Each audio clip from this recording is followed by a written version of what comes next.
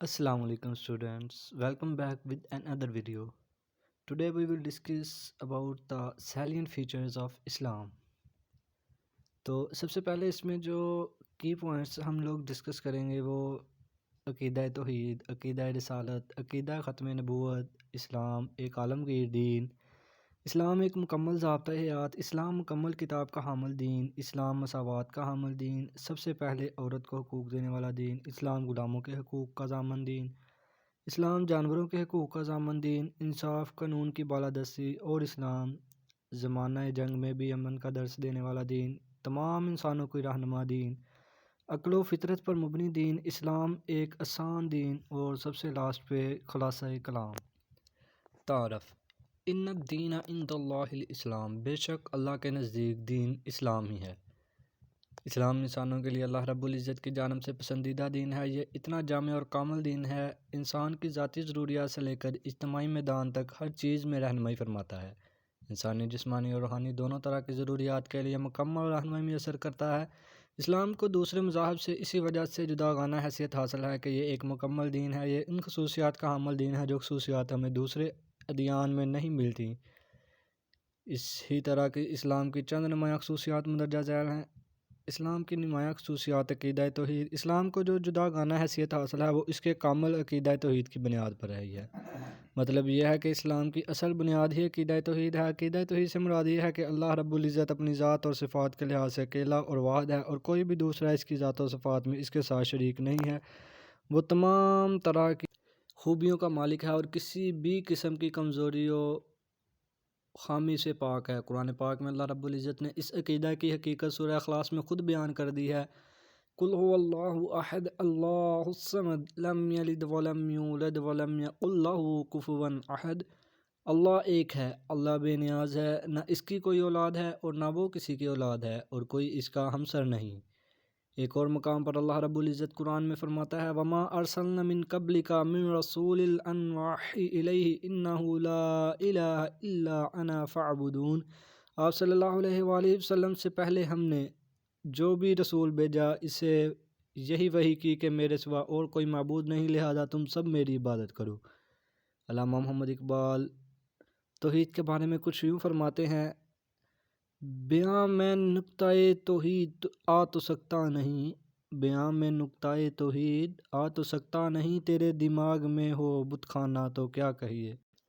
علامہ شبلی نعمانی اپنی کتاب سیرت النبی صلی اللہ علیہ وآلہ وسلم میں فرماتے ہیں کہ توحید اسلام کا اول باب ہے۔ اسلام کی مثال ایک قلعہ کی سی ہے، اور توحید اس کا داخلی راستہ، یعنی اس میں داخلی ہونے کی واحد ذریعہ ہے۔ عقیدہ رسالت: اسلام میں عقیدہ رسالت باقی مذاہب سے مختلف ہے۔ یہود و نصارہ کچھ انبیاء پر ایمان رکھتے ہیں اور کچھ کا انکار کرتے ہیں، جبکہ مسلمان حضرت آدم سے لے کر حضرت محمد صلی اللہ علیہ وآلہ وسلم تک جتنے بھی پیغمبر اور رسول آئے ہیں ان سب پر ایمان رکھتے ہیں۔ اس بارے میں قرآن پاک میں ارشاد مبارک ہے: رسول ایمان لایا ہے اس پر جو اس کے رب کی طرف سے اس پر اترا ہے، اور مسلمان بھی اس پر ایمان لائے ہیں۔ سب ایمان لائے ہیں اللہ پر اور اس کے فرشتوں پر اور اس کی کتابوں پر اور اس کے رسولوں پر، ہم اس کے رسولوں میں سے کسی کے درمیان ایمان لانے میں فرق نہیں کرتے۔ اللہ رب العزت نے حضور صلی اللہ علیہ وآلہ وسلم کی ذات کو مسلمانوں کے لیے بہترین نمونہ قرار دیا ہے۔ آپ صلی اللہ علیہ وآلہ وسلم کی ذات سے انسان کو اپنی زندگی کے اہم تمام پہلوؤں میں رہنمائی ملتی ہے۔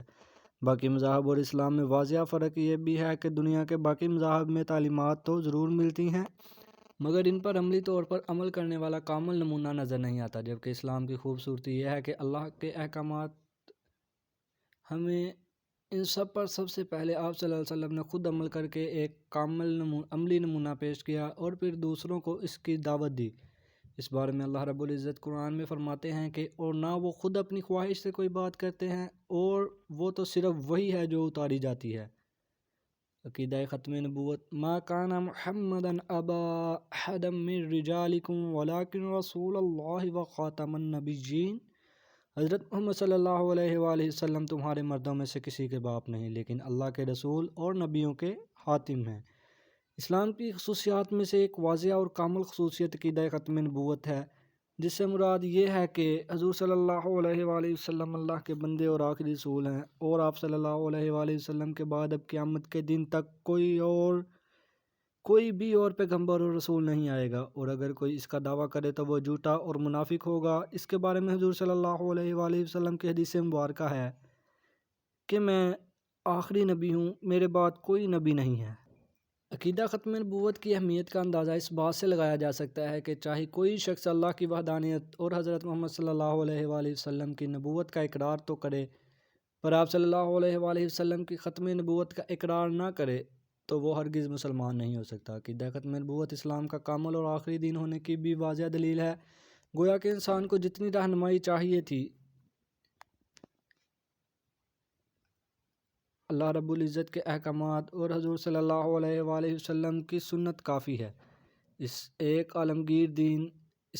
عالمگیر دین ہے۔ اس سے مراد یہ ہے کہ یہ کسی مخصوص ماحول میں محدود نہیں ہے۔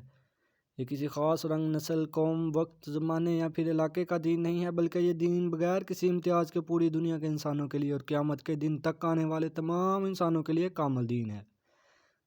دوسری بات یہ ہے کہ اس میں کسی قسم کی تبدیلی ہوئی ہے اور نہ ہوگی۔ آج 1400 سال گزرنے کے باوجود بھی قرآن کریم میں ایک زیر یا زبر کی بھی تبدیلی نہیں ہوئی۔ اللہ رب العزت قرآن پاک میں فرماتا ہے، قرآن رہنمائی ہے تمام انسانیت کے لیے۔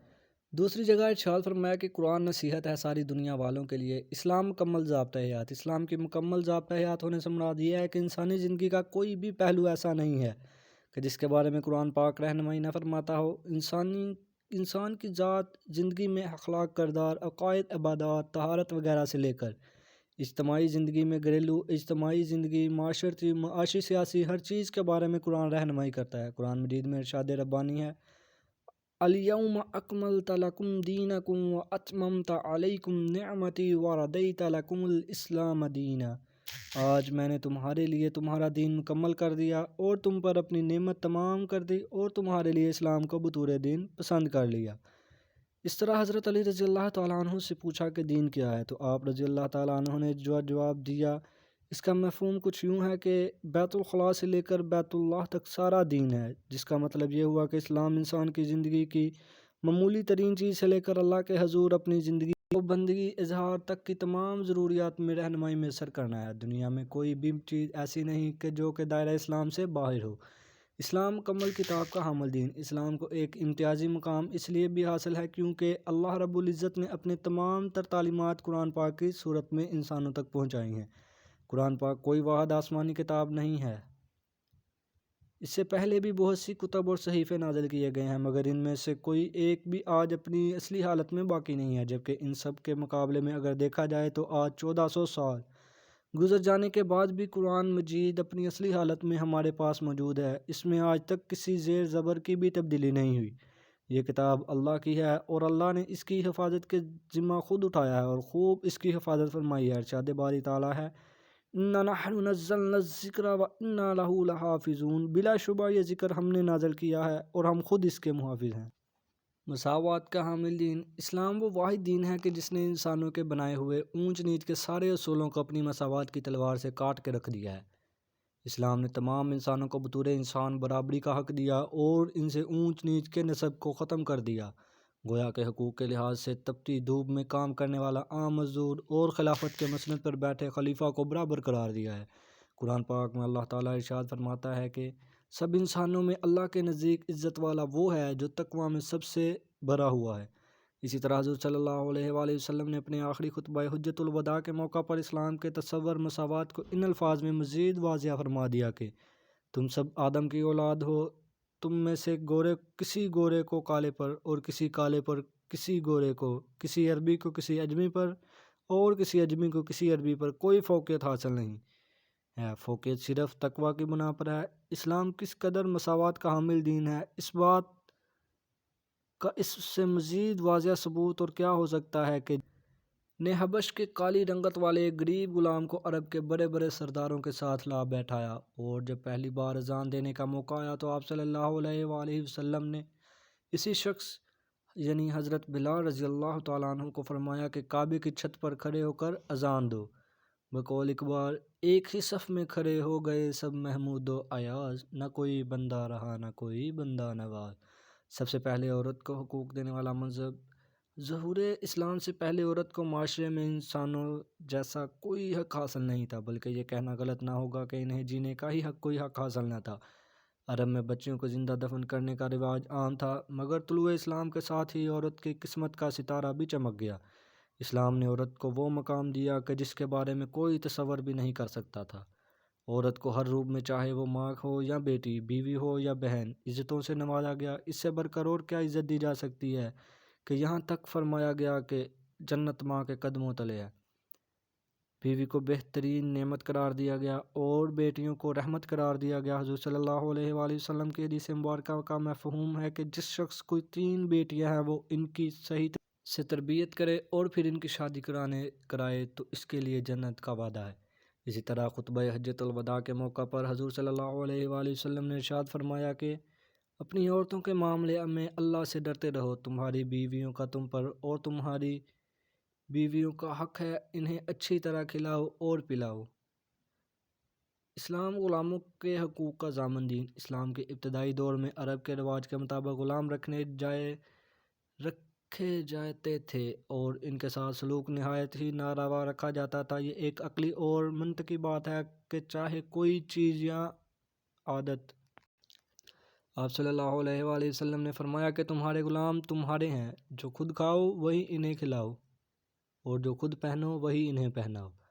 آج کے دور میں غلامی کی نئی شکل مزدوروں اور ملازموں کی ہے، جو اپنی ضروریات کے لیے اپنے مالکوں پر منحصر ہوتے ہیں۔ ان کے بارے میں یہ تعلیمات لی جا سکتی ہیں کہ ان کے ساتھ اچھا سلوک کیا جائے اور ان کے تمام تر ضروریات کا خیال رکھا جائے اور ان کو ان کے کام کے مطابق وقت پر مزدوری دی جائے۔ مزدور کی مزدوری اس کا پسینہ خشک ہونے سے پہلے ادا کیا کرو۔ جانوروں کے حقوق کا ضامن دین۔ اسلام وہ واحد دین ہے جو نہ صرف انسانوں بلکہ ہر قسم کے جانداروں کے حقوق کا ضامن دین ہے۔ اسلام جانوروں کے ساتھ حسن سلوک اور اچھی طرح پیش آنے کا حکم دیتا ہے اور بلا ضرورت انہیں مارنے اور ان پر ظلم کرنے کی ممانعت کرتا ہے۔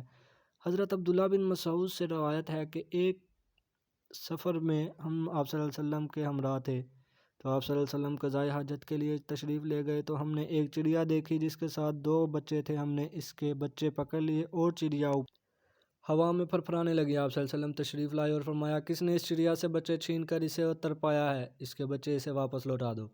اس طرح ایک اور مقام پر جب آپ صلی اللہ علیہ وسلم نے ایک اونٹ کو دیکھا کہ اس کا مالک اس کو خوراک کم دیتا ہے اور کام زیادہ لیتا ہے تو اسے پر ناراضگی کا اظہار فرمایا۔ آپ ان تمام سے ایک بڑی مثال یہ ہے کہ ایک بار آپ صلی اللہ علیہ وسلم ایک غزوہ سے واپس آ رہے تھے، رستے میں آپ صلی اللہ علیہ وسلم نے دیکھا کہ ایک کتیا بیٹھی اپنے بچوں کو دودھ پلا رہی تھی، صرف اس سوچ کی خاطر کہ یہ کہیں کتیا اس عمل میں تعطل نہ آئے۔